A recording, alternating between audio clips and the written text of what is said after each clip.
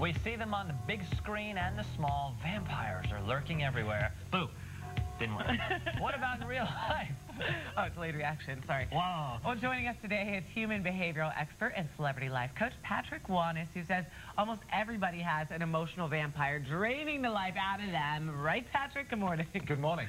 Alrighty, so what are the characteristics of an emotional vampire? What are we talking about? We're talking about someone that basically does, sucks the life out of you or drains your energy, almost like a parasite, someone that's feeding off you, someone that takes but never gives back.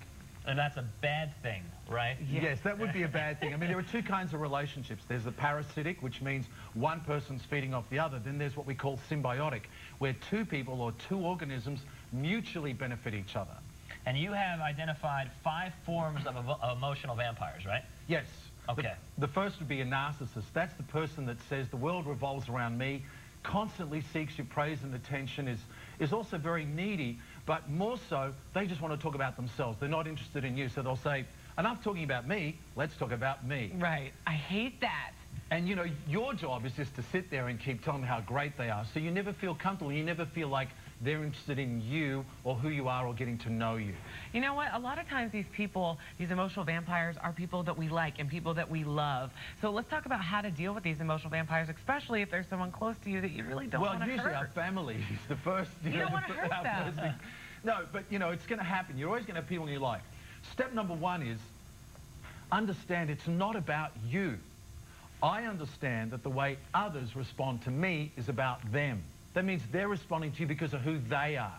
And when a person is an emotional vampire, it means that inside they're empty, they're trying to, fill up the emptiness from within. And usually they're overrun with self-loathing and self-hatred. They're very insecure and they have low self-esteem.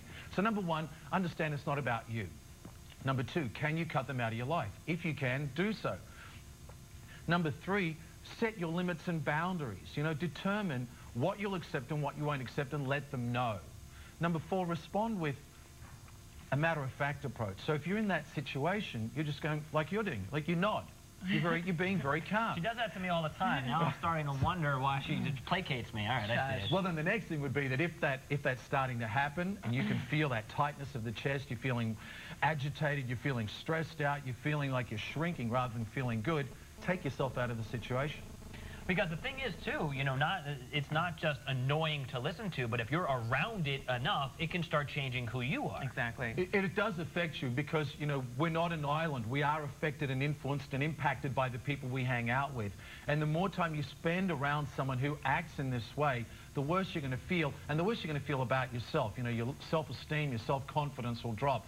So you have to be aware of the types of vampires that there are. Are there certain people that are more susceptible to becoming prey to these vampires, like certain characteristics? If you don't feel good about yourself, if you don't know who you are, if you're not confident, you'll easily give in. So, for example, if you aren't strong in yourself and you're around a person that criticizes you, you'll accept the criticism. That's a criticizer. If you're around the controller, they're always telling you that you don't know what you're doing with your life. Right. You need me to tell you how to live your life. And they'll tend to control you, manipulate you out of guilt. So be aware of that. All right, Patrick, always good to see you, man. And now I'm scared to talk to anybody. They're just going to steal my soul. I know, right? Yeah. Love that blue on you, by the way. All right, everybody, for more on how to spot and combat the emotional vampire in your life, visit southflorida.com. Click on the Go button.